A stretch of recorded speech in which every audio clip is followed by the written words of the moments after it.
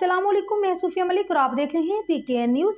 सबसे पहले सरबराह तहरीक लब्बैक पाकिस्तान अल्लामा हाफिज साद हुसैन रिजवी की वफ्द के हमरा फ़लस्तीनी सफ़ीर अहमद जवाद रबी से मुलाकात। फ़लस्तीन की बदलती हुई सियासी सूरत हाल और दीगर अमूर पर तफसीली तबादला ख्याल किया गया। मज़ीद तफसीलात जानते हैं अपने ब्यूरो चीफ मियाँ कबीर अहमद से। जी कबीर, आगाह कीजिएगा।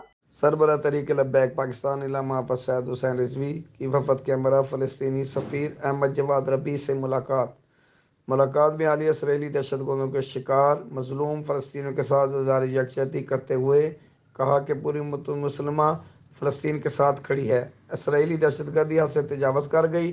सरबराह तहरीक लब्बैक ने हज़ारों की तादाद में शहीद होने वाले बच्चों, ख़वातीन समेत फ़लस्तीनियों की नस्ल कशी पर गहरे दुख और गम का इज़हार किया और मजलूम फ़लस्तीनियों के लिए दुआ फरमाई।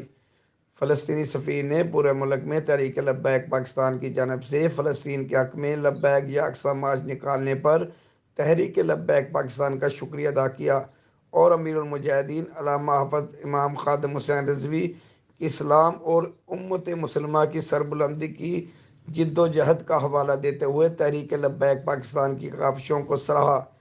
इस मौका पर सरबराह तहरीक लब्बैक ने फ़लस्तीनी सफ़ीर को भरपूर तावन की यकीन दहानी करवाई और इस अज़म का इयादा फरमाया कि इंशाअल्लाह एक दिन हम फ़लस्तीनी अवाम को इसराइली मुज़ालिम से निजात दिलवाएंगे और नमाज जुमा मस्जिद अक्सा में अदा करेंगे। जी बहुत शुक्रिया मियाँ कबीर, आप हमें तफसीलात से आगाह कर रहे थे।